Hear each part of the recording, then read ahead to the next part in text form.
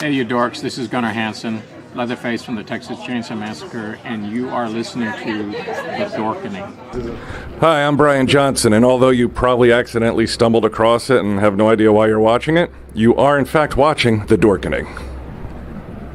Hello, this is Tom Kenny, voice actor, the voice of the Ice King on Adventure Time, and SpongeBob SquarePants. Meow. Oh, Gary the Snail, too. Hey, guess what you're filling your eye holes and ear holes with? The Dorkening! Oh, I love the Dorkening. Very popular in Ooh. And Bikini Bottom. Hi, I'm Lou Ferrigno. You're watching The Dorkening. And you know what? You don't like me when I get angry, so don't get me angry. You better keep watching The Dorkening. Hey guys, this is Felissa Rose, and you're watching The Dorkening. Hey guys, it's Courtney Palm. We're shooting Death House, and you're watching The Dorkening. This is Anthony Michael Hall, and you're watching The Dorkening. Stay tuned, my friends are going to show you what entertainment's all about, baby. The Dorkening.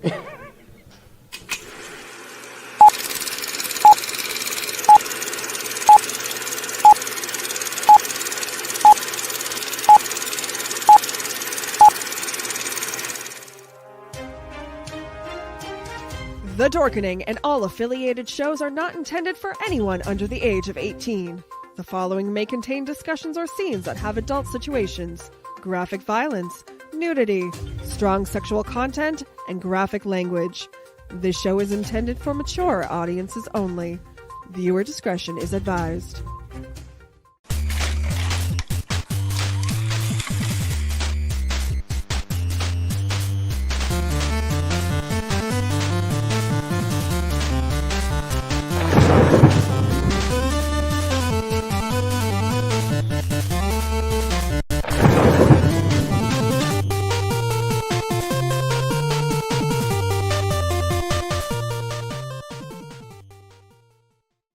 Rise and shine, my sinners. When Father Evil starts his day, he gets a little deadly. Deadly Grounds coffee has the richest, smoothest flavor you'll find anywhere. It's sinfully delicious. Once you go deadly, you never go back. Order yours at getdeadly.com. Coffee's so good, it's scary.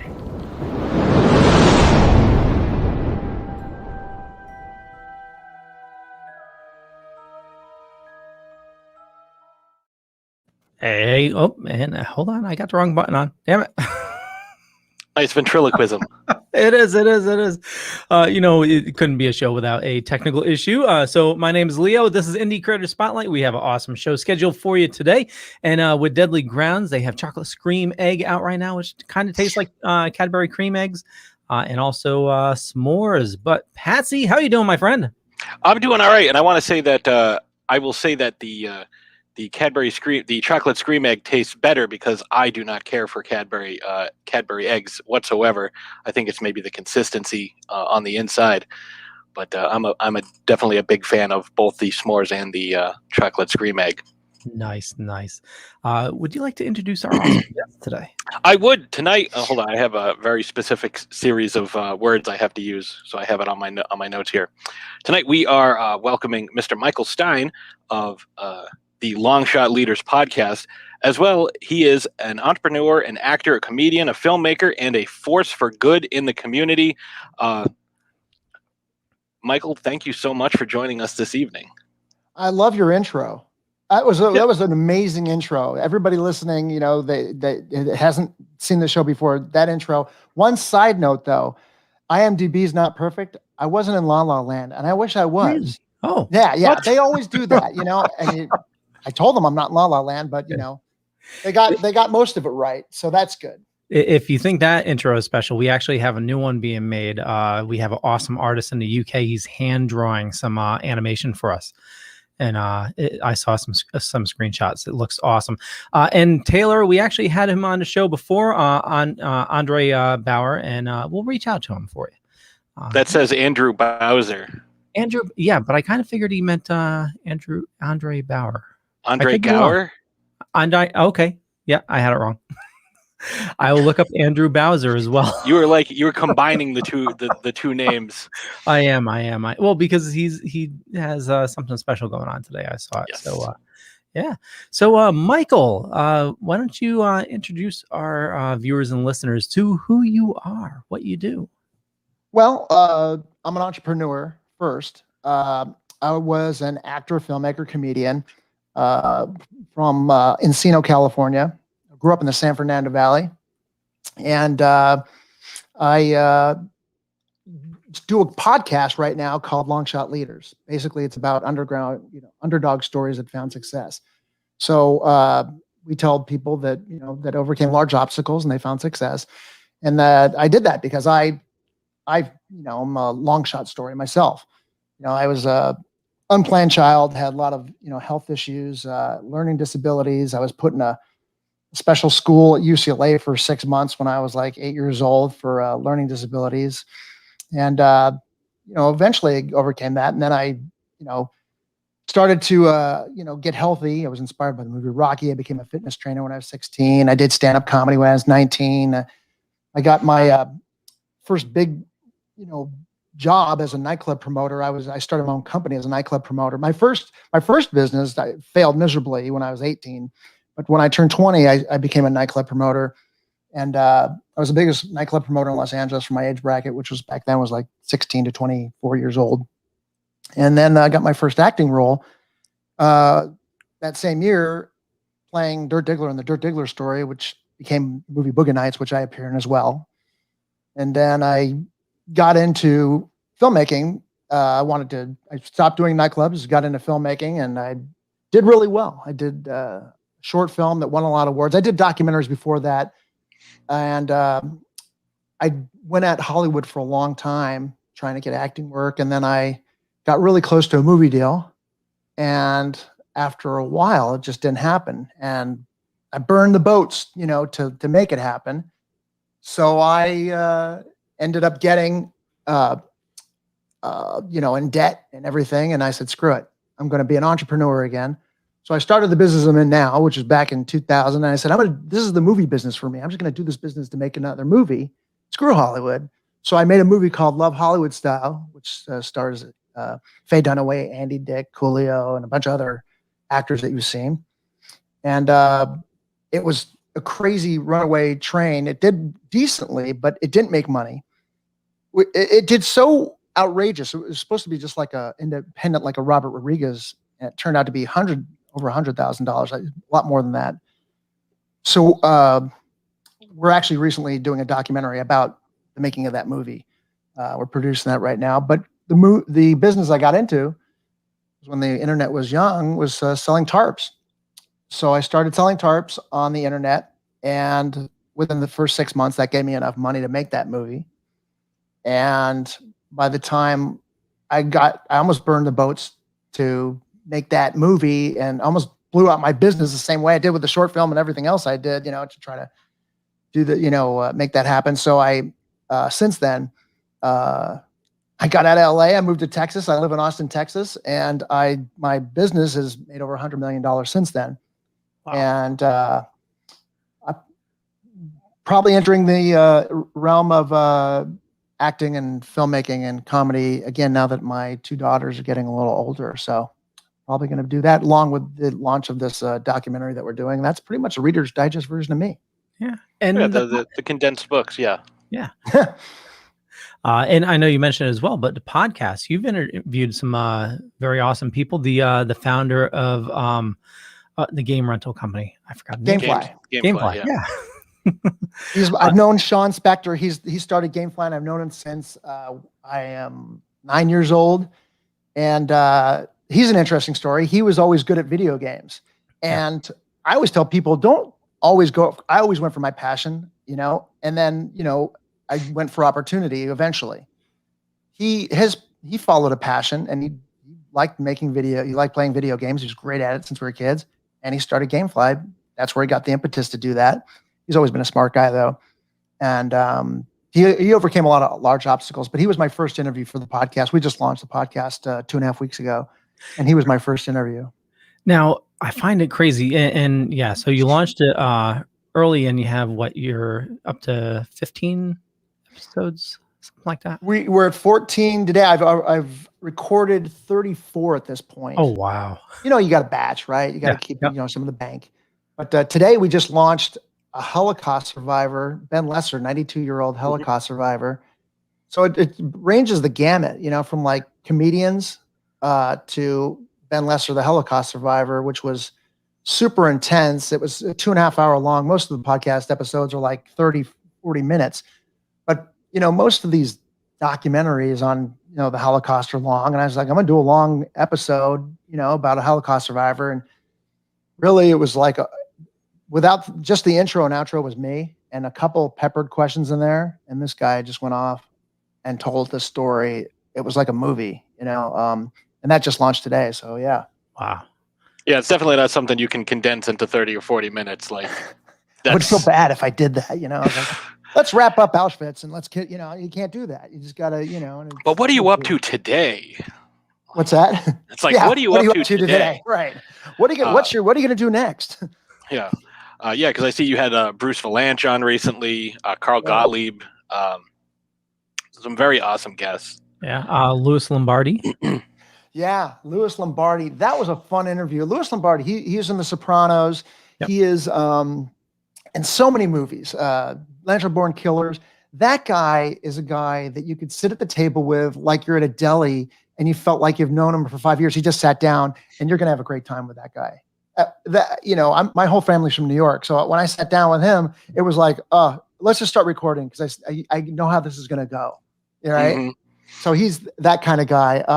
We had Jeff Ark, who wrote Sleepless in Seattle. Yep, he's another guy that you want to sit at the table with. You know, he's very personable. He's a little bit more Zen-like. You know, he's back east like you guys. He's from Pennsylvania, but he lives out in California now. So that was really fun because, you know, I got to play tennis with him about film and screenplay writing and all that. So that was fun. But we have a wide array. Anybody that has a long shot story, we started, you know, I started gathering these people up, you know. Got sitting on deck, we got Stipe Miocic, who is the current, or I can say current, just 2 nights ago, he lost his heavyweight championship, but for the UFC heavyweight championship. But he's on deck. He's, you know, I'm wait a couple weeks after the swelling goes down, but we're gonna have him on the show, and he's a fireman, you know, and comes from humble beginnings, and what he's done is amazing. So yeah, we got a large range of guests. So tell us a little bit. You know, you were talking about your tarp business, but there's something else that you do with these tarps. You don't just sell them online. So tell us a little bit about that. Right. Well, I don't want to come off like I'm like, you know, like a total philanthropist. It started when I was a nightclub promoter. I said, how can we get more people in here? You know, my dad was homeless. He became a millionaire and then he became homeless again. And then he, you know, fought his way back. But I said, I want to get people in the nightclub. So they'll come in with a canned food and they'll get them in for half price. And I used to do that every Thanksgiving, the night before Thanksgiving. Big LA nightclub. It's called Turkey Soup. It lasted for like 15 years. And then I finally stopped doing it. And when I started doing the tarp business, I said, you know what? I want to do something like that the night before Thanksgiving, you know, and in LA, at the LA Mission, they have this huge, it's a star-studded thing. It's really weird, you know, because stars giving out stuff to the homeless, but I guess that's kind of cool. But I said, you know what? These tarps are used for people in LA. You know, it rains, and it's not like back east where if it snows, they have to have shelter because a tarp ain't going to do it, you know, although we donate tarps out there as well. But I said, I'm going to donate tarps to the homeless when they do this thing at the Mission the day before Thanksgiving.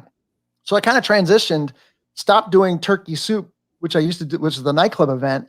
And I started giving away, you know, tarps to the homeless. And we've given out, we missed last year because of COVID, but we're doing this year. And we give out minimum 1,000 tarps, sometimes 2,000, depending on, you know, what the atmosphere is like. Which is, you know, definitely something that's, you know, a positive impact on the community. I mean, it, you know, on the one hand, it kind of sucks that you have to do that much. Right. But at the same time, you know, it's great that you're able to do that and that, you know, you take that on yourself and give back, you know, because you understand, you know, the impact that something like this can have. Like you just said, your dad was homeless. So. Right. Yeah, no, it's reciprocal. I'm a personal growth enthusiast. So what do I gain from that? I gain connection. I gain a sense of significance. I gain a sense of contribution, right? All that comes into play, and now it's become a healthy habit to where every year I'm looking forward to do that, and I try to get other companies to say, look, do your water companies or anything that we can give that? Because I mean, it's amazing. LA has so many homeless people. If you go there, you'll see under the pathways now, because I live in Texas now for 10 years now, but I go back to LA all the time. And every year I see it getting worse, the population, and you'll see tents, tarps. You'll see, people are parking RVs that are, transitioning from homeless or unfortunately getting into homelessness. And yeah, it's just something that is a necessary evil that you have to do. It's unfortunate. Yeah, exactly. It's there's something called, is it Tent City in LA? Yeah.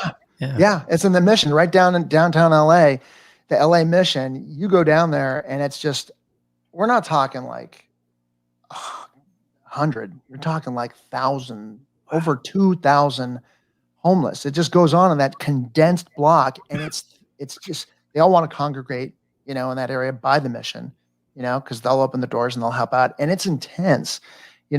We're best friends, our best friends across the street out here in Texas. They never been to LA. So we kind of travel around with them. We've been to Connecticut and your neck of woods because my wife's from that small town in Connecticut, Tolland. And then we go out to LA, and then I took them the whole gamut. I took them from Disneyland and Anaheim, came up the 110, went down, saw, because we took them to the LA Mission. We had like a van. And they're like drop jawed. Even I got a little, because every year I go back and it just grows, unfortunately. I don't know, we got to do something, but I'm just a small business entrepreneur, right? Still, I still consider it's a small business, and it's just, I'm just doing a small part, but it just, you do what you can, but it is bad. It's really condensed, and it's, hopefully they're going to be doing, they'll do something about it, but you just got to keep on doing something. Yeah, it's very commendable what you're doing, though. Yes. So tell us a little bit about how you decided to come up with a podcast, and like where that idea came from, and why you wanted to, highlight the long shot success stories.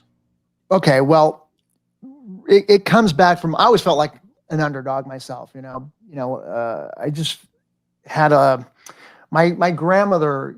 I had to, because my dad made a lot of money. My dad, he was his business partner in the late 60s was Alan Schmidt. He ended up starting a company called Harbor Freight. But that business wasn't doing that. That didn't happen until the mid 70s. My dad said, I'm going to start another business. He started these calculators, and he started selling calculators in Toronto with Brother International, and became a multimillionaire. They called him the Calculator Kid. Made a lot of money, but my dad never finished the 8th grade. He had a reckless lifestyle. He's known in LA as doing like these crazy orgy parties and all that stuff. If you look, speaking of Boogie Nights, Burt Reynolds' character is loosely based, the caricatures loosely based on my dad, because we'll get into that a little later, I guess, because Paul Thomas Anderson and I were best friends. And then he lost all his money by the time I was, like 6 or 7. So I had to sleep in the same room with my grandmother until I was 9 years old. And the story I heard all the time is how she escaped the Russian concentration camps.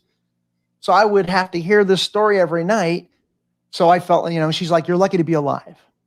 And my mom, she would tell me, she's like, look, you're lucky to be alive because I'm the youngest out of a large family. And she's like, everybody would say, like, she just had you because she was trying to get my dad back. She goes, this sounds pretty morose, but my mom loved me. Don't get me wrong. But she's like, she's very personable, but very wacky. So she's like, you weren't planned. I drank, I smoked, I ran up and down the stairs, but you were my dessert. That was her. I'm like, Mom, you don't have to tell that story. She just wants to know if for ranch dressing or blue cheese dressing. But she tells it to everybody. So I felt like I'm just lucky to be alive, right? A sense, and my mom talked like Dawn Rickles. She was a beautiful one. That's actually her, that right there, that woman right there. If you can see that sexy woman, she looked like Marilyn Monroe, but she had the personality of Dawn Rickles. So I would try to talk like her. I had a terrible stutter, had a lot of, health issues. And I just felt like a long shot story. I just felt like an underdog. I didn't have a lot of friends. I always wanted friends. I didn't have any, you know. I joke around with Sean Spector of Gamefly, and in my first interview, I said, you agreed to be friends with me. That's the first thing I said. That's why, you know, I respected you. But, you know, when I saw the movie Rocky, that was a big impact for me. I saw that movie, and I said, here's a guy like me who's not smart. You know, he's kind of funny. That's the only thing I could get people to talk to me, is to, like, you know, make them laugh. So I started working out every day, and then that was my mantra. You know, I'm like, you know, and then I said, okay, I'm going to be like my dad. I'm going to be the calculator kid. I'm going to be an entrepreneur. I'm going to be a stand-up comedian, an actor. I told that I had a tutor in high school, and she says, you know, you better think about working with your hands, because not everybody's meant to do what they want to do. I was like, okay, I'm going to show you. So the Monday after I graduated high school, I started a company like my dad, and I failed miserably. And I'm like, okay, you know, maybe she's right. You start getting the doubts, right? So my whole life, you know, I felt like I was an underdog. So then I start doing stand-up comedy, you know, and I start cooking with that, and I do well. And then I become a nightclub promoter, and I did well with that. You know, I felt like, you know, I had a lot of obstacles when I was younger, and I overcame them. And my mantra's always been in my you know, the Rocky story. And then I failed again, you know, when I said, I'm gonna leave my, you know, once you have one success, you think you can do other successes. I was number one in LA to be a nightclub promoter. It's their own business. And back in the late 80s, that's like being a little rock mini celebrity. And I left all that so I could be a filmmaker, because I wanted to do that. And initially I failed, and I had to go back to doing nightclubs. I did an underground gambling casino. And this was before Molly's Game. I don't know if you know that movie. She did an underground gambling casino at the Viper Room, in the secret room there. But this is after we did our thing. Me and a guy named Larry Pollock, who owns Saddle Ranch Restaurants, with Mechanical Bull. I don't know if you're familiar with that restaurant. So long story short, I felt like I had ups and downs throughout my whole life. And I always wanted to do a podcast. So I'm getting choked up. No, I've actually got something in my throat. So it's just something that always attracted me. And I wanted to do that theme. So I really don't think there's enough of that. There's not a lot of people doing that kind of podcast. And it fit for me. And that's why I did it. And so how, you know, when you decide like who your guests are going to be, are these people, like obviously with Sean, you knew him. But, you know, when you're looking at different guests, are these people that you've met, that you know, or like, you know, a friend of a friend, you know, like, oh yeah, oh, I know this guy, and, you know, he had to struggle the whole time, and, you know, but now he's doing really well. He's got his own tech company or whatever, you know. How do you find your guests? Well, it ranges, right? You can't find like a Rocky type story every single time, right? So, but you try to look through your friends, you know, you look through your get by with a little help from your friends. So, you know, you say, okay, who fits the format? So I make a spreadsheet. You know, I got the ADHD. I got to do everything really slow and methodical, you know, otherwise I'll just blow up and I'll just, you know, get out of control. So you say, okay, some of these are total, you know, long shot stories. And some of them are, you know, skate the edge of like, this person's popular, I'm going to have them on the podcast, but it's not a total long shot story. And that's cool too. So yeah, I look for a long shot. I look for the format. I don't try to deviate, you know.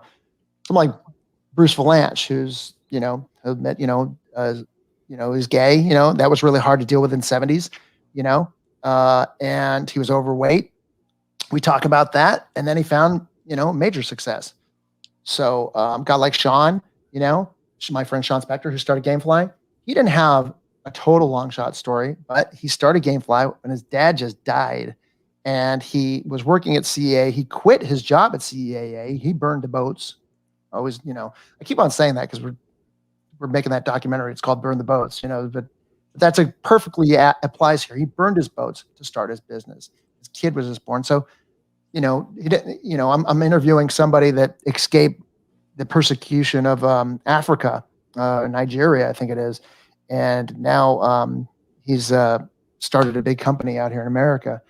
He's coming up, you know, so that's like kind of like your typical, you know, or let's say Ben Lesser, who survived, you know, but you look through, you know, your friends first and you go on the outbound. You know, a lot of people since in the past 2.5 weeks since we started the podcast, a lot of people are calling me now. I got a long shot story. I got a long shot story.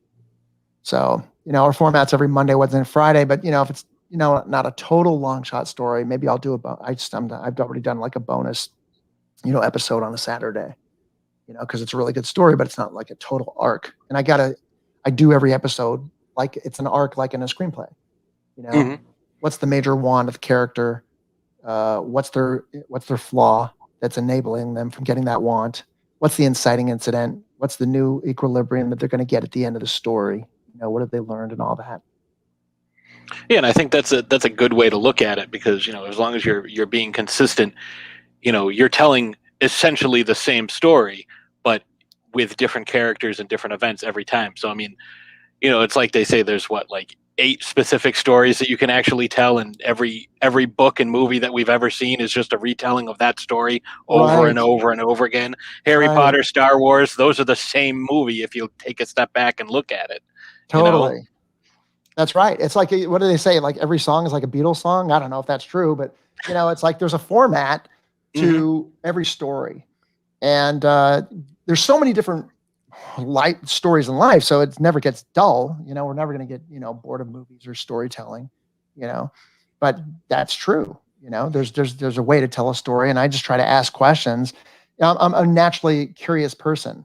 It's hard for me to even do like interview, because like I want to ask Patsy questions, I want to ask Leo questions, I want to know I want to ask you questions about your parents, I want to know the origin of who you are and what you like to eat, and I like to get in the weeds, but I like to have it fit in that format. I've just naturally done that, I guess, because my starts with your family, and then stand-up comedy and acting, and being a salesperson, naturally my dad was a sales guy, and my dad would he would make me hang out with people that, I didn't get to see him a lot. So when I did see him, he'd always have like hang-arounds, like people, like weird people.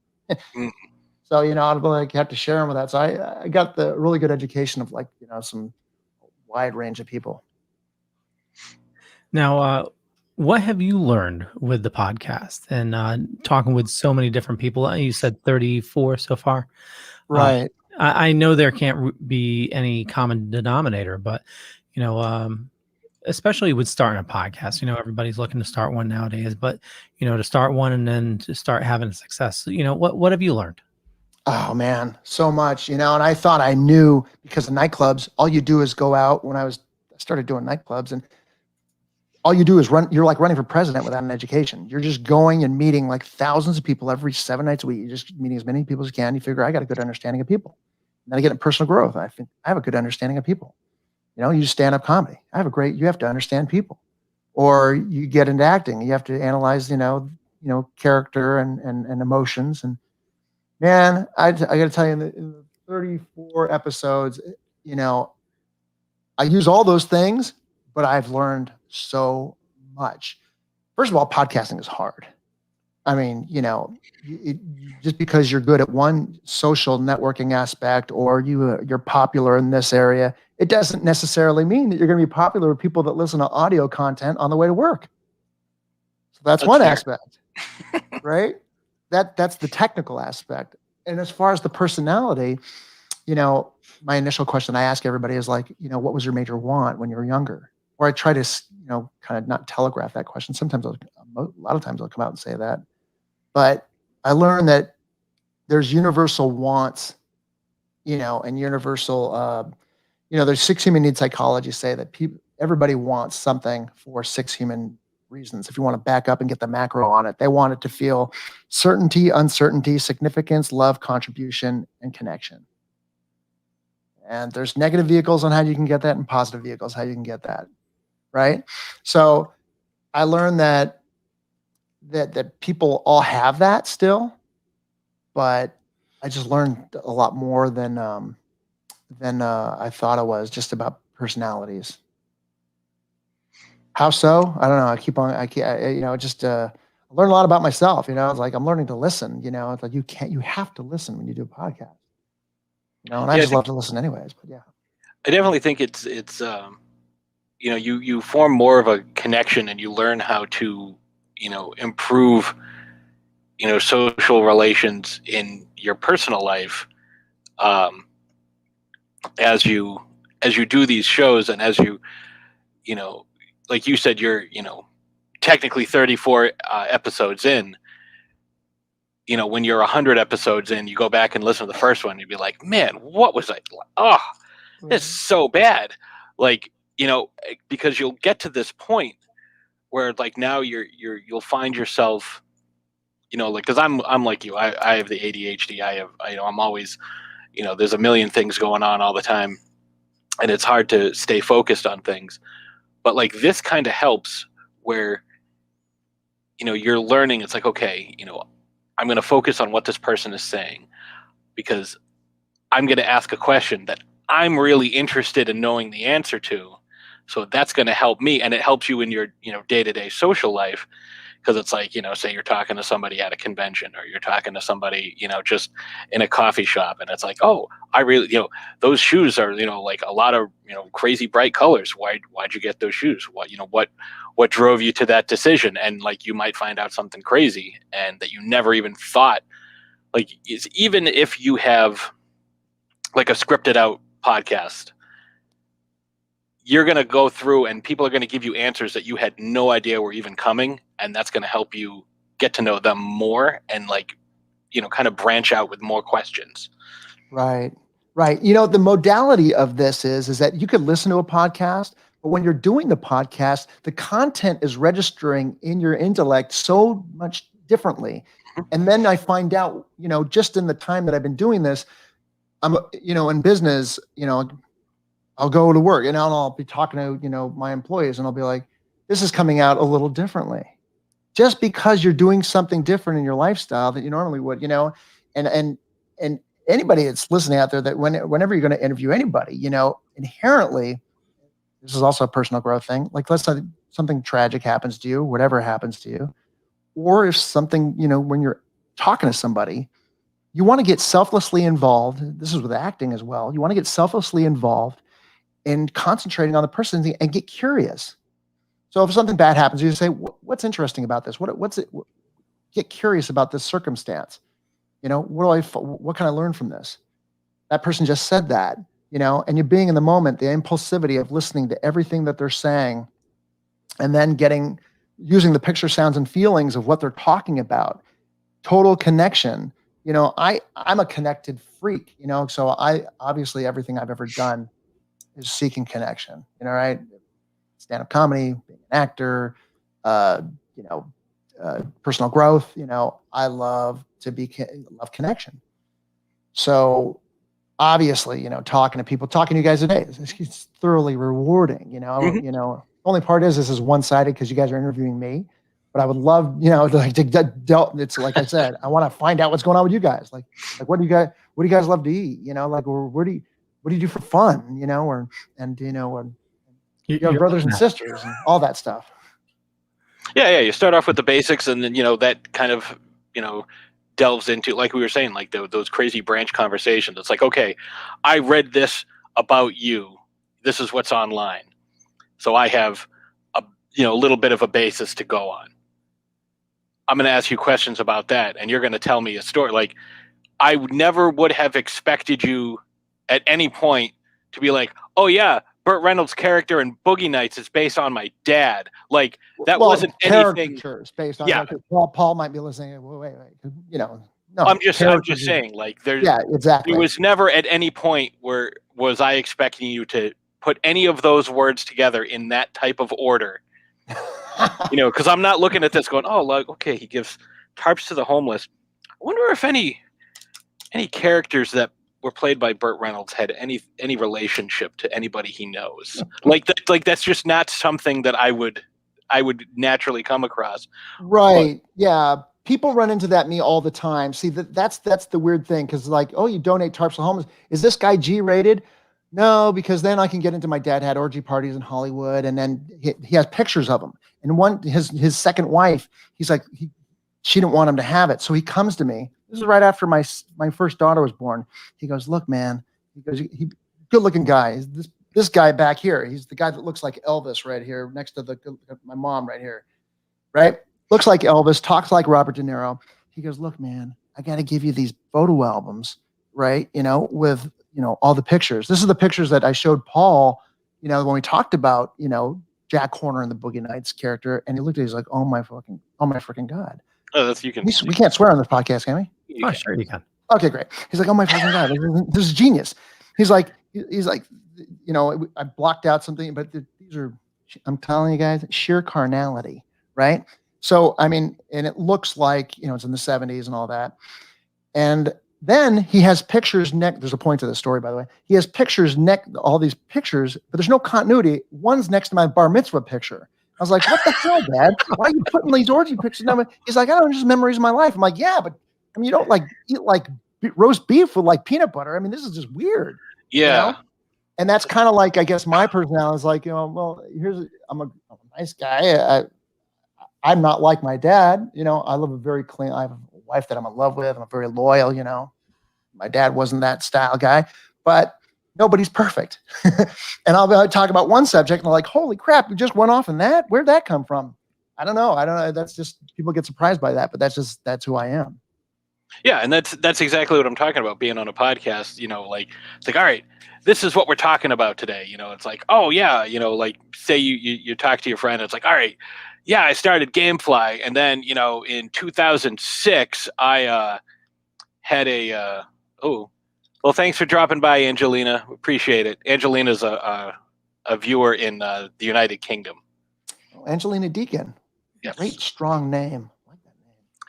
But it's like, oh yeah. I started Gamefly, and in 2006, I also, rescued a team of climbers on Mount Everest, and I fought 3 bears, and all I had was a thermos full of hot chocolate, something wacky like that. That sounds romantic, though. See, I don't have anything like that.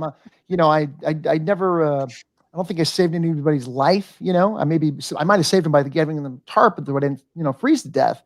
But it's interesting. Luckily, I'm not like Sean Spector. When I interviewed him, I said, "Can we talk about everything, Sean?" He goes, "No, I got a really big business, and it could drop off, And then he's also people with Gamefly. I think Gamefly might be publicly traded now, and it's a large business. So he goes, we can't talk about everything. Me, I'm still, a small business owner technically, and I don't have anybody. And I might go public one day, but not to the detriment of me trying to be a natural, forthright person about my inadequacies, because it comes out sooner or later. So might as well just talk about my dad brought a prostitute to my bar mitzvah. I guess he needed a date. No, that's real. I'm not joking. That really happened. So, I didn't know if that was for you. It's like, today you're a man, and yeah, that's what I thought was this for me? Maybe he's not. Maybe he figured, he was playing it by ear. He's improvising during the night. He's not ready. So I'll just hang out with you. I don't know. That's but that's what my life is about. Talking about my grandmother, how she almost got persecuted. My mom telling me that she had to try to have a pseudo miscarriage with me. My dad bringing prostitute to my bar mitzvah. But you know what? It's going to sound crazy. They were very loving parents. Dysfunctional as hell, but they were great people. It's hard to explain. No, I think that makes perfect sense. It's there are different aspects to everyone's personality, and just because it's like, well, this is what I like to do. It's like, it's no different from me, collecting all my sports memorabilia. It's a different type of interest. Yeah, let's talk about that real quick. Okay, let's talk about it. You got a Raiders helmet. I see a Dallas Cowboys helmet. Mm-hmm. Now what's up with this? Is that a Seahawks helmet? Yes, this Seahawks helmet is signed by the Griffin brothers, Shaquille and Shaquem. Oh. This Cowboys helmet is signed by Michael Irvin. This is Bo Jackson. Above that is Darren Waller. Then I got Rod and Charles Woodson, Marshawn Lynch, Jim Plunkett, Josh Jacobs.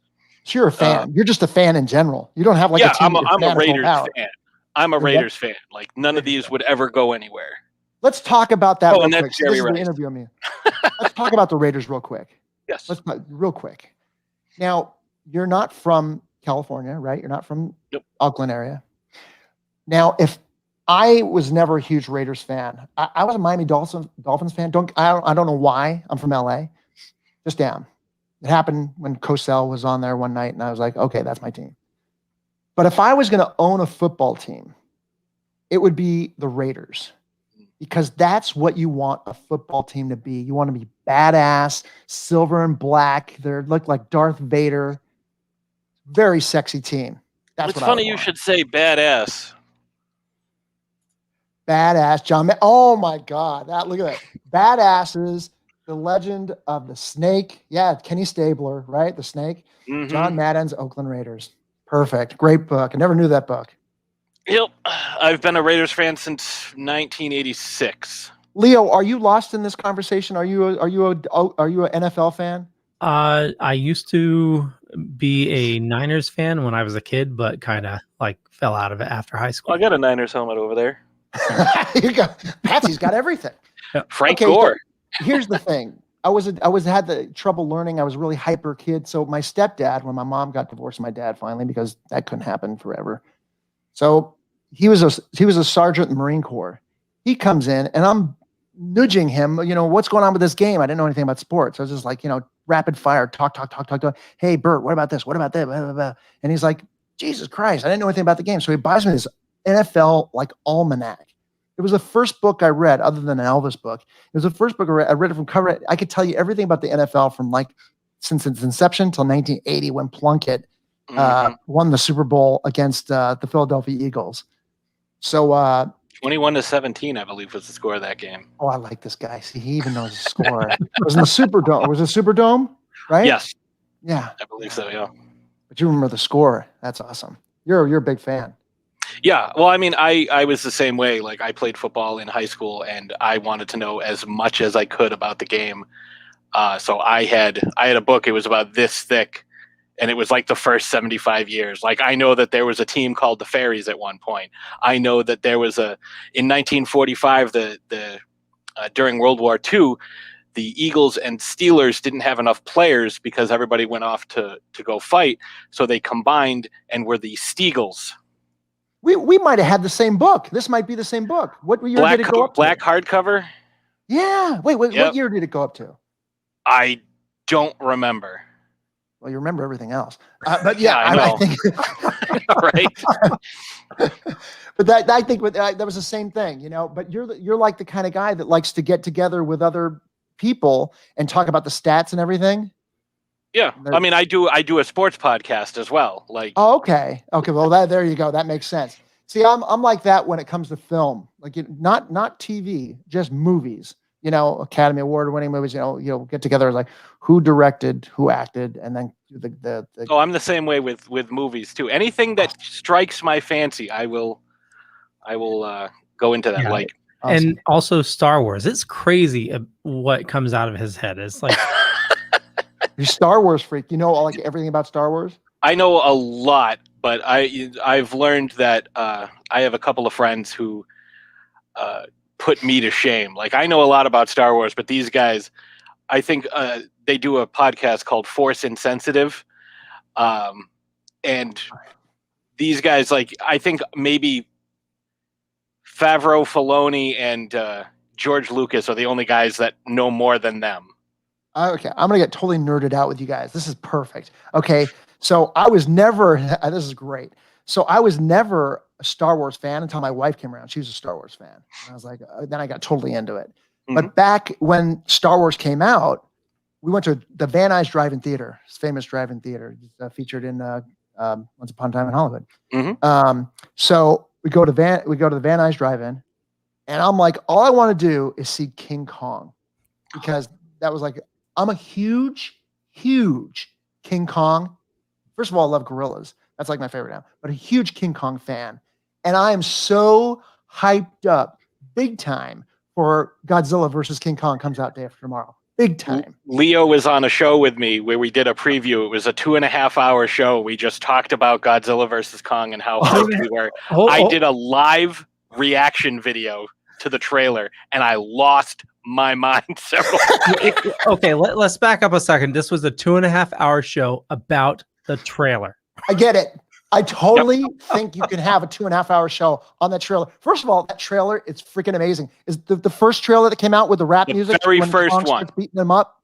The very first one where in the first 4 seconds you see Mechagodzilla, I lost my mind. I'm like, that's Mechagodzilla right there. Like, I hadn't seen it. It had been out all day. I come home, I'm like, I'm doing a live reaction. I've never done this. So which King Kong? You talking about 1933 with Fay Wray? You're talking about 1976 with Jessica Lange? With the Dino De Laurentiis, Jessica Lange, and Jeff Bridges King Kong. Because that was my when I was a kid. But I also got into the older ones because of the one in 75. Now, let's face it, the one in 75 sucked, but that was big when I was a kid. Let's talk about Peter Jackson's King Kong. 2005. 2005, was it? I believe it's either 5 or 6. Okay. He 3 points, nothing but net. I was so concerned because I'm like a huge Muhammad Ali fan. When I saw Michael Mann's Ali, I just finished the film after that. And I was like, that's bullshit. I could have done better than that. I know I could have. Bad script. Could have written a better script for Ali. I walked into Peter Jackson's King Kong and I was like, okay, I'm serious. This better be good. He totally delivered. Your thoughts on that? What do you think of the Peter Jackson King Kong? We did a whole thing on before Skull Island came out. So we did because my show Throwdown Thursday, we cover characters. Right. So we did a whole show on King Kong, and my wife had never seen the 76 and she had never seen the 2005 version. Right. I grew up watching monster movies. I grew up watching, I could tell you so many times I watched the 33 King Kong. Watching it I just checked, it did come out in 2005. Cool. I loved the fact that they really leaned into like the relationship of Kong and the island. I love the fact that they kept the Tyrannosaurus looking dinosaurs still had the 3 fingers as they did in the 1933 version. Right. I love the way they made him more agile and it was excellent. I know it was like, 3 hours ish somewhere in there. Never got boring. No, it never got. I loved Jack Black as Carl Denlin, just like that slimy, scummy character who was very much the same guy in the 1933, but like he took it to like the next level because he was just like extra scumbaggy. Right. Oh yeah, like I was story, great writing, you know, great story arc, bigger message. Love that they did it, in the 30s, right? As opposed to doing a modern one, because there's so many dynamics for that. But when that, there's poetic parts in it, but when Kong fights those dinosaurs, that was just freaking awesome. Yeah, that was. And then when she looks at him and he's like exercising, that visceral, of like, domination over those dinosaurs. I just lost it. I was like, this is amazing. So I know this it's Godzilla versus King Kong. This is more bubblegum. I know I could be like that.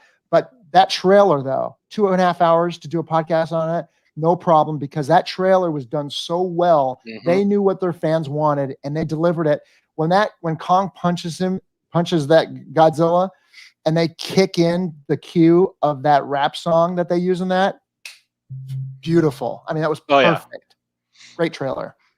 I will say, just to touch on 2005 King Kong again, one of the best parts about that is because Peter Jackson's such a huge, huge fan of the original film, he brought in the missing segment of that of the original. There was supposed to be a whole scene where after Kong kind of shakes everybody off the log, like they're trying to make their way back up, they were supposed to be attacked by a bunch of like giant spiders and things like that. Right. And somebody cut that footage out and they threw it away because I guess it, horrified audiences. And there was only rumors that it ever existed.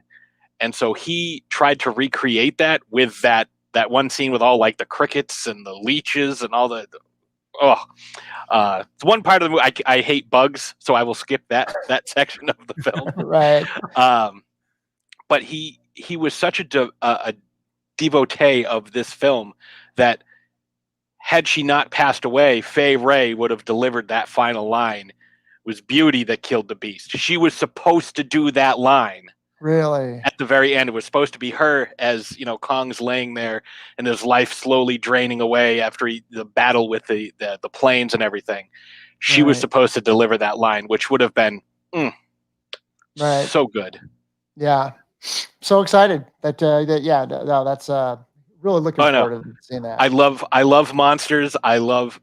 I even got my wife into it. She's like, yeah, Godzilla, whatever. When we went and saw the 2014 version, right, and he charges up and like blasts the Muto the first time, she got up and cheered. Right. I was like, well, they know that's an iconic sound. Mm-hmm. And they it's like the shark. You don't bring out the shark until a little later, and it builds, and then you finally get that shriek, that Godzilla shriek. And the audience goes crazy because we're linked. We're Pavlov conditioning has set us in. Yes, for that. I would say, and I've asked this question on my show. Actually, Throwdown Thursday, the very first episode was Godzilla. But I've asked this question, and I'll ask you because you seem to definitely be a fan. Which is the more iconic sound, in your opinion? Godzilla's trademark roar, or the ignition of a lightsaber? Wow. That is an awesome, nerdy question. And I love that question. This is the kind of questions I love because we're sitting at a deli late at night, and this is the kind of crap we talk about. Okay, great.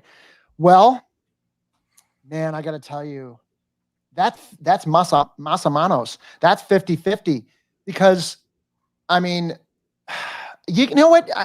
I'm gonna go on a limb because I got to choose one, right?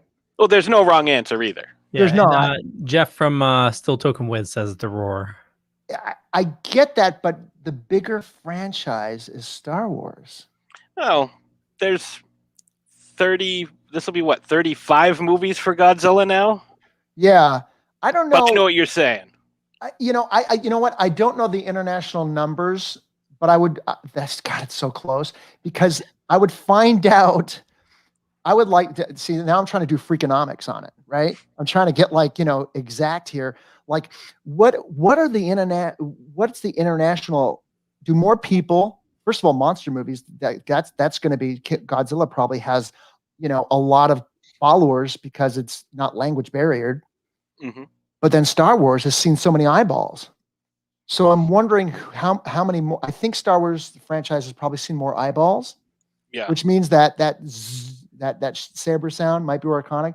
But what gets me more visceral than the saber is Godzilla's roar. If that answers that. All right. Yeah. I mean, again, no wrong answer on that. This is your opinion. Like I said, I've asked that question many times, and there's never a wrong answer. It's always, whatever you think, whatever resonates with you. You're right. Well, that's a half-hour episode right there because you could bring the psychology into that, and all that, the history of both franchises. Yeah. Well, we have an answer from a viewer, Paul Hernandez, says it would go to whichever someone likes more. If someone likes Godzilla, they will say Godzilla. If they like Star Wars, they will say Star Wars. I personally love both franchises, and for me, it kind of fluctuates in between. As I'm trying to look for something, I had it's usually around me. I have a little Godzilla Christmas ornament that lights up from he lights up and blows his atomic breath and roars, and it's amazing. And I just have too much stuff everywhere. I don't see where it is. It's a major movie event, and one other thing I'll just tell you. I know Leo wants to say something, but I did one of the largest movie promotional nightclub events ever for the movie Batman. Yeah, 1989. I knew the producers. Look at that. There it is, right there. There it is. You got the ice blowing it. That is the ultimate nerd. Let's get the Japanese writing on it. That's an awesome. And on the other side, it's a collector's item. That Godzilla thing you got right there. I've had this for 7 years and it still works. And the best part is his spines light up and then the breath. Nice. How old is that? This I've had this for 7 years because it's hard to see, but it says 60 years, so 2014 because it came out in 1954. It's a collector's item. Oh yeah, and he just sits there, and sometimes I'll just hit the button just to watch him do that. I was going to make my point though about Godzilla versus King Kong. Every Yeah, once in a please. while, there's a bigger movie that comes out where it's got such a following and people are excited about it. Batman in '89 was one. I talk about that because I did a big party for it. If anybody knows LA, I did a party at the Park Plaza Hotel, which is the venue that used for Less Than Zero and tons of other movies. You've seen that. You know, it was the emerald of venues to use for nightclubs, and packed it. You know, it was over 4,000 people. And this movie, Godzilla versus King Kong, has that kind of buzz. You know, it's not going to hit the theaters because you got COVID, but it's like people, you know, or it's almost like, you know, Stranger Things, you know, that was a big iconic kind of like when it came out 2 years ago on, you know, 4th of July. Mm-hmm. It had that buzz, it had that feel. Godzilla versus King Kong has that kind of big anticipation, I think. Yeah, I think so. It was my most anticipated movie of last year. And then obviously with COVID and everything, it got pushed to this year. And it was my most anticipated movie of this year as well. It's like, I cannot wait. I'm so excited. I just rewatched all the MonsterVerse stuff recently. And I'm like, I have to know, like, what size is Kong going to be? Like, you know, we had this whole like, well, Godzilla's got the reach, but Kong's got the speed. Like, we had this whole conversation, and it's awesome. Like, you know, there are very few things that I will just absolutely lose my mind and nerd out over because I have so many things that I like. But this is one of them, and I cannot wait. Like, I told my wife, I'm like, I may end up going out and getting a sound bar just because I want this really immersive experience. There's actually a sushi place down the street from us, so we're going to get sushi. Oh, that's perfect. Because you got to accompany the food with the movie, and sushi's why did I think of that? Well, one of the place we're going has a Godzilla roll. So, like, that's specifically why we're going there. It has eel in it. It has eel, right? Yes. Yeah. Of course it is, yeah. Yes, Paul, it is. They're roughly the same size, you know, give or take. I mean, Godzilla's much longer because of the tail, but they're about shorter. the same. I read the article today that Kong's shorter. He's got right, but it's not like it was, you know, because Godzilla's 393, I think, but he's like 800 feet with the tail, and Kong's like around 350, so he's not as tall, but he's way more agile, a lot quicker, smarter, uses tools. So like they you know, it's a little. It's like Mike Tyson versus Jose Revolta. Which, yeah, that's now I'm getting into boxing. I'm a huge. Kong was he was younger in the original movie, right? They made a focus that he was basically in 72. I mean, I'm sorry. It took place in 72, but yeah, the Skull Island, yes. Yeah, because he lost his parents, and yeah, they made reference that they said he was essentially a teenager, and he was still at that point the biggest Kong that had ever been on screen, because he was about 125 feet, I want to say. Oh, I'm so excited! You read all these articles about that. I haven't read that yet. Now I do have some box office numbers. Oh yeah, because they released it early some places. No, I'm talking about franchise-wise. Oh. So according to the numbers.com, looking at box office history for Godzilla, but it only goes back to 85. 1.5 billion. That includes worldwide. For Godzilla. The Star Wars franchise goes back to 77. 10.3 billion. See, all right, so first of all, that's a skewed list if you're only counting 85 to now, and then you're gonna.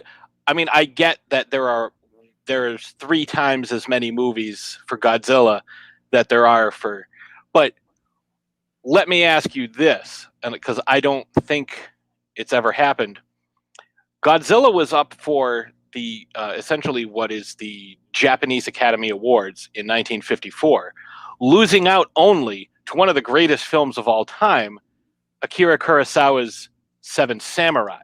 Nice.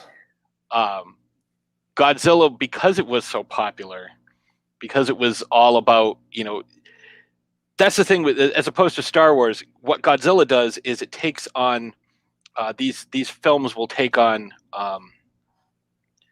various political issues. The original is all about the dangers of nuclear Right. proliferation. Even the thing that happens at the beginning with the boat with everyone, that was a true story. There was a bunch of fishermen who were on a boat. I think it was called like the Lucky Gold Star, and they were off the coast of Japan, and they all got killed because of a nuclear test or the original Hiroshima bomb. If you look at Shin Godzilla from 2016. That one's all about the Japanese response to the meltdown at the nuclear plant, Fukushima, I think it was. Yeah. And the tidal waves, the tsunamis that caused the meltdown, like how slow the government's response was to it. And, you see this, as this monster is rampaging through Japan, they're all like, well, we have to have a meeting, but we can't have a meeting till this guy gets here. And, there's nothing in our book about, like, what can we do? Should we bomb it? Well, we can't bomb it because it doesn't say that we can bomb a monster in our guidebook here. And it's like, well, we're going to have a meeting to amend the guidebook. So like, instead of directly addressing what's going on, they're holding committee meetings to think about talking about potentially considering to doing something. Meanwhile, all this devastation, all these people are dying, all this stuff is happening, and they're not addressing it. Check this out. Okay, let me just switch back to one subject. Okay, so you got the saber, but let's take out the saber. You still got Godzilla's roar. Let's talk, how about John Williams' initial first note of when the credits start at the beginning of every Star Wars? Now, that fanfare. Yes, you got. Now, I've been in a movie theater several times in my life where it's been really impacting. One was the American Sniper, where I saw it here in Texas, and I walked out, and then Clint Eastwood has silent credits at the end. Everybody walked out here in Texas because it was Texas. They walked out and quiet, like everybody was like leaving a funeral. I was still new to Texas. I was like, oh my God, I don't think I've ever walked out of a theater at the end of a movie like that before. Really intense. The other time, Star Wars, when they had that gestation period from the 90s when they first just started it, like, when the first one was 8-9 years ago. And they broke out with that John Williams, what they call that, fanfare? What is that? That credit at the beginning? That first two, the first two notes, that da-da, like, yeah. Yes. Yeah. So intense. It hits you right here. Yes. Right here. And into and it your brings stomach. back all those memories. So Yes. then what is more iconic, or what was your question to that? What's a more iconic set? Well, you got to go. I mean, there's no wrong answers, Patsy. I'm looking. I'm recalling. See, 2014's Godzilla. I was a little upset because they kept cutting away from the monster fighting. But the first time they showed him when he walks into the airport, and like he faces down the Muto and he just belts out that roar, you get a little bit in the chest. But the fanfare with the Lucasfilm logo, you see the Lucasfilm logo, and the screen goes black, and all of a sudden the fanfare comes up and it says Star Wars. It's just like, right. Yeah, like I think I got to go with Star Wars on that one. Totally. I mean, everybody in the theater was like, "Wow!" Force Awakens to me was just this absolute roller coaster of, like I kept getting tears in my eyes. Like, well, I guess we'll take the garbage, and you turn around and it's the goddamn Millennium Falcon. Like you're just like, ah! I swear to God, isn't that weird? Let's talk about human nature for a second. Oh yeah. I never talked about this. When they first reintroduced the latest Star Wars series. And let's take that junky one. That whole first one. I swear to God, I cried maybe. I became a Star Wars fan just as an adult, not as a kid. I cried like 5 times in like this nostalgic kind of cry when you watch that. Oh yeah, it was amazing. Well, same thing with Mandalorian. The last episode, I bawled. I lost my shit. Yeah, I haven't seen it. I saw the first couple. I know I need to see it. Oh yeah. Oh no! I gotta go Please back stay and watch away it. from spoilers. Yeah, I'm not going to spoil it, but somebody took that scene and redid the audio to more of a Star Wars theme, more of the Jedi theme. Yeah. So I gotta- without saying anything, maybe just watch that last episode just to kind of so you don't. I'm more of have a anyone- movie guy, so I like mean, but you know, that's what I'm starting to get in more. This of is cinematic. Yeah. This particular thing is very cinematic, and they actually took this final scene, or not the final, but the penultimate action scene, and paired it with something else, like one on top of each other to kind of show the not just the homage, but like the sheer force, no pun intended, right, and intensity of the scene. So seriously, like as soon as we're done, like watch that last episode of The Mandalorian. I promise you will get the same type of feelings, because it's like we're gonna have to watch that. Well, I would say though, if you do have the time, it's a short watch. The first season is what, like 4 hours, something, or 3 something. It's short episodes, and then the second season a little bit longer. But just the character development, and with the second season, there is so many callbacks.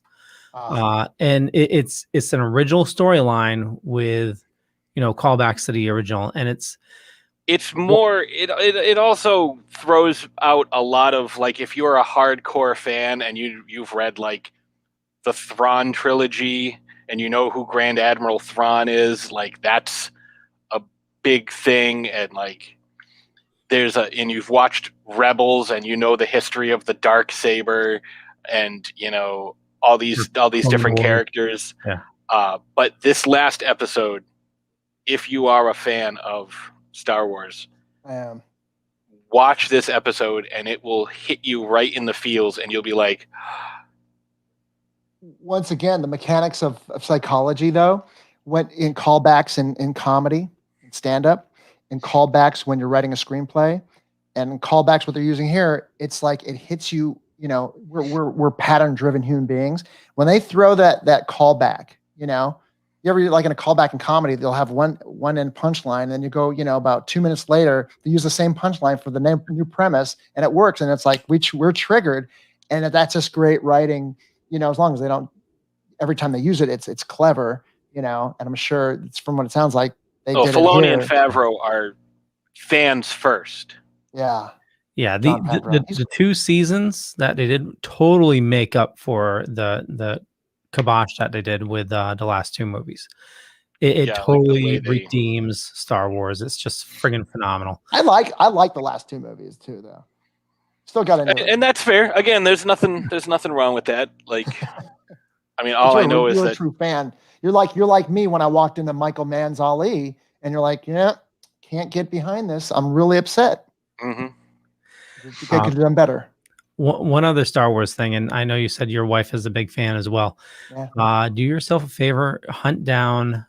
You have to get it online, because if you buy it, it's normally a low resolution version. But find the Harmy edition of Star Wars. Have you heard of it? Harmy edition of Star Wars. So this guy, it's more than 4 years now, but the initial version, he took 4 years of his life.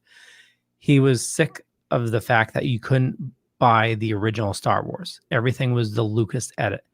So he took new scans of the Laserdisc, the Blu-ray, mashed them together to give like the ultimate version of Star Wars. Since then, there's other versions. Harmy is the original, but 4K 77 is a actual 4K scan. Somebody found a actual print, 35 millimeter print of Star Wars, did a 4K scan and cleaned it up. And then there's also D plus 77, which is another good version as well. But just go down the rabbit hole of Harmy Star Wars edition. And this would be the ultimate Star Wars fan census, is that this is the best version out of... It would be if the original theatrical release came out and was shot on 4K and came out now. Yep. But there's also content that hasn't been seen. Yep. It's Like how Jabba the Hutt is a guy and not a Yeah. crazy slug. I don't think he's even in the Harmy edition. No. Okay. I could be wrong. There's so many different special and despecialized editions. It's tough to keep track. Yeah, but it's the original, basically what people saw in the theater in '77. That's what it is. Awesome, guys. Did we go over your show? Oh, we did, but it's okay. It's okay. Generally, the hour is for you.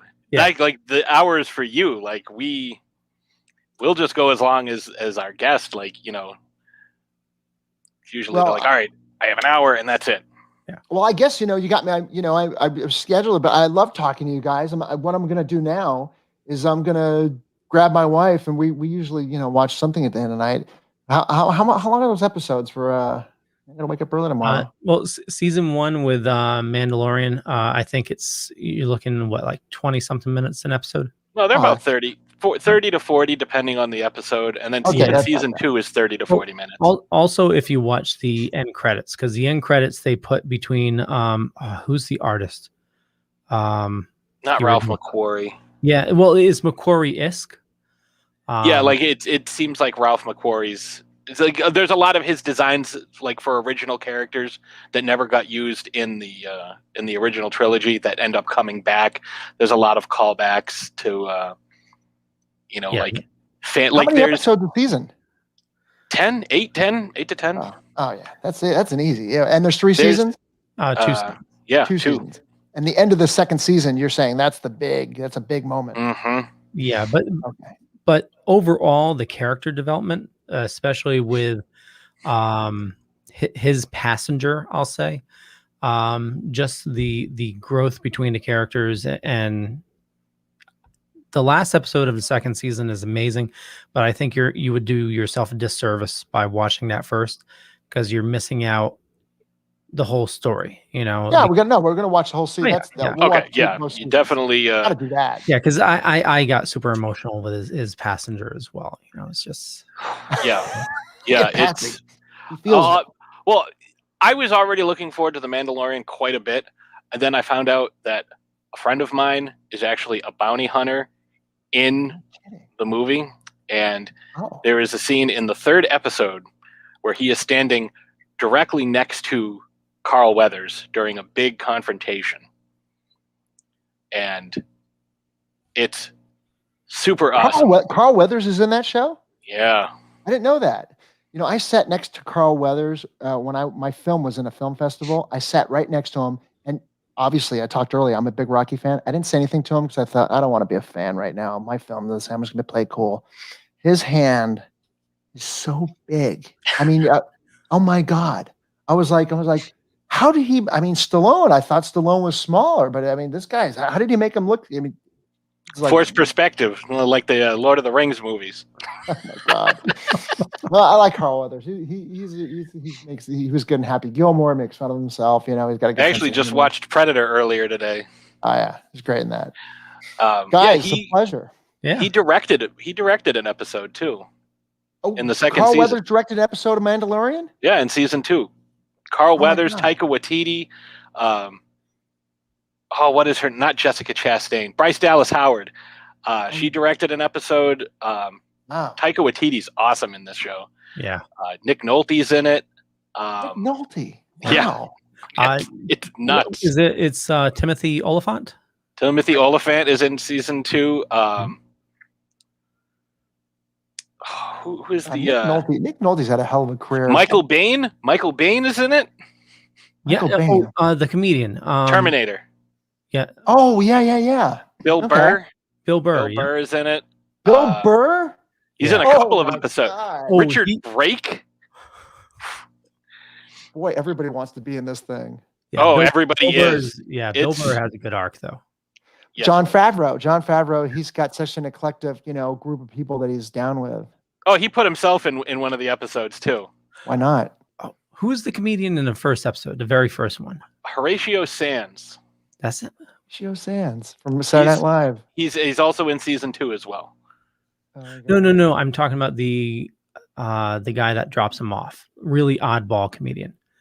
Oh, Brian Posehn. Yes, Brian Posehn. Yep. Brian Posehn is in that. Yeah, he drives a speeder. Yeah. I'm gonna have to watch this now. It's You guys are really great. I can good. talk to you guys. I'm gonna have to go soon. I can talk to you guys all night. I love this. You know, I'm gonna. You know have what? We'll be in touch. I'll have you on my show. We'll talk about whatever. We'll talk about Rocky. I've been trying to get my wife to watch all the Rocky movies. Are you a Rocky fan? Because oh my god, I had Rocky to see 3 is the best movie. When I was growing up, I had to see a psychologist because I was watching Rocky 1, 2, and 3 like every other day, and my mom's like, "This is nuts," you know. And I was watching First Blood also, and then I had to slow down. You know, I know every line of that movie. I could tell you the first line of the movie and the last line of the movie, not just his lines, everybody's lines. Oh yeah, that's probably because that movie is such an impact. That's a long shot thing. That movie was such a big impact on me in my whole life. That you know, the second one was Jaws, which was pretty cool because I don't have the Jaws thing behind me, but Carl Gottlieb and we played tennis because I know a lot of his. Oddly enough, I know most of his movies, and I know the background of his improv career and everything else. Look at there it is. So, oh my god! Look at my avatar for my show. Oh my god! Patsy and I, we'd hang out. We, you know, this would be like a conversation. It would last till 4 o'clock in the morning at a deli somewhere.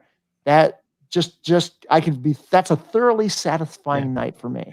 Just to talk about movies and the nerd. That's what you guys do. This is the nerd show, right? Oh yeah. We're the Dorkening. Like the Dorkening. I love it. I know you got to go, but you know, just a little crossover there. You know, Sly Stallone's playing a shark now. Yeah, King Shark in the Suicide Squad. Yeah. What? What's he doing? He is the voice of King Shark in the new James Gunn Suicide Squad sequel. Oh my god! And wow. I'm a huge King Shark is like my guy. Oh yeah. You guys lost me on that. Okay, do yourself a favor. Something else. Do you have HBO Max? Sure. Yeah. Okay. Of course, I got to see Godzilla vs. King. Once again, I'm a movie guy. Like a play, but you know, as soon as it gets off in like a you know, TV or anything like that, I get a little lost. When you have time, check out the Harley Quinn cartoon on HBO. Ron Funches does the voice of King Shark, and it's another amazing show. Just adult humor, you know, DC, Batman, Joker, Harley Quinn, all that. You find out Constantine and King Shark used to date. Wow. It's like, oh man, my ex is here. Who is Zatanna? No, King Shark. He's like, you. King Shark is essentially this guy. He's like part shark, part. He's an anthropomorphic shark. Like that's. He'll randomly like pick up people, bite their heads off and stuff. Oh, that makes sense to have Stallone do that. Oh my god, he did that in the trailer. He goes, nom, and picks a guy up and eats him. I gotta check this out. And it's a show on HBO Max. HBO Max Harley Quinn, but the movie is James Gunn's Suicide Squad coming out next year, right? Yeah. I think it comes out later this year. I know Suicide Squad's the first one. Yeah, okay. This one's so much better. Idris Elba, John Cena, you know, some of the same people coming back, but Taika Waititi, who I just love. Anything he does, I am instantly on board. Yeah. My God, that helicopter, the Nazi one, Jojo Rabbit. Jojo Rabbit. Oh my God. Wow. So good. Have you seen What We Do in the Shadows? The vampire one? Wait, no. I haven't seen that. Because there's the TV show that they did, but then there's the movie that it's based on, where it's like he's a vampire. Like they're coming in, it's like a documentary that they're doing on these 3 vampires that live together in New Zealand. Right. And it's beyond hilarious. It's a film? Yes. When did it come out? A few years ago. Okay, I gotta check it out. What We Do in the Shadow. Is it the same cast as the show? No, but the show I do highly recommend. Like Mark Hamill shows up at one point as a vampire. They have like a vampire council meeting, so like everyone who's ever played a vampire shows up. So it's Danny Trejo, the original cast of the movie. Tilda Swinton shows up. Wesley Snipe is like on Skype. Like it's amazing. Wow. It's I'm it's gonna so check good. that out. I'll check it out this weekend. That's Oh, on okay. it's on Hulu. The first couple of seasons are on Hulu. Oh, that's the season. But now I want to check out the film though too. Yeah, I would do both. Okay. Honestly, like if you Of want to course you see would. something funny, like it's one of the funniest shows that we've watched. I only watched like half of the first season. I need to go back, but it also has the boss from IT Crowd, which I absolutely love. IT Crowd. See, I didn't watch that one, but yeah, they have one guy who's a psychic vampire, so he just drains everybody's energy by telling them like terrible stories, and he just like gains all their energy. It's awesome. Oh, it's Colin Robinson. Awesome. Leo, we're Facebook friends now, right? I believe so. Okay, Patsy, you got to find me on Facebook because I'm gonna party with you, cowboy. What movie is that from? Come on, you know that. I'm gonna party with you, cowboy. All right, Stripes. Oh, Bill and Murray. I'd given it away to somebody. I had Stripes signed by Bill Murray and PJ Souls because I'm Bill Murray's kid went to the boarding school where I worked, and I met Bill Murray several times. I have Ghostbusters autographed and personalized. Nice. Yo, you got a lot of autographs. I can see everything behind you. That's awesome. Yeah. Awesome. Guys, a pleasure. Thank you so much. So Michael, where do you like people interacting with you? So I know we have your website. We have a bunch of information in the show notes, but where do you like interacting with your fans? Well, you can just go to longshotleaders.com for the podcast and go to the contact page if you want to, contact us, about that. Or you can just find us anywhere social. But I would go to longshotleaders.com and you'll get all my social stuff there and, keep in touch with us. Doing the podcast Monday, Wednesday, and Friday. So, that's the best way to keep in touch with us. Cool beans. That's a... You can find me you hear every Monday. Every Thursday, you can find me on Throwdown Thursday.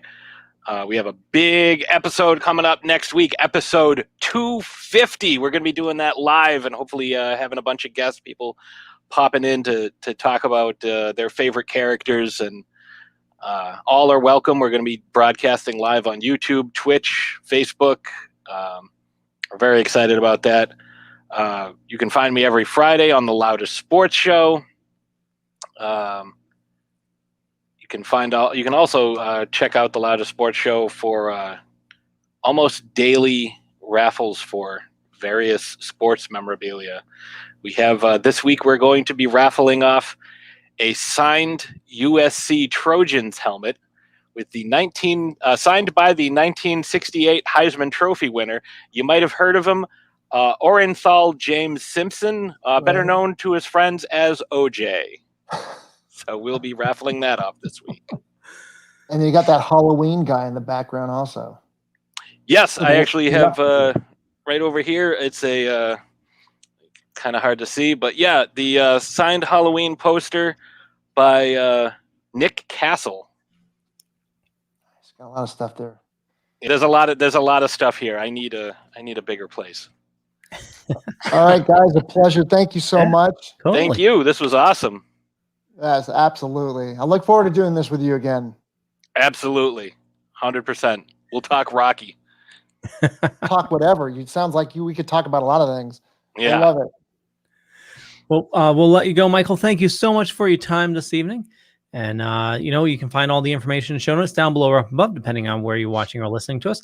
And just head on over to thedorkening.com, which you can find a bunch of shows. We're actually working on a new website, been having some issues, but you can find 30 shows on the network, a lot of awesome stuff happening. With that, we'll catch you guys later. Bye. Bye, everybody.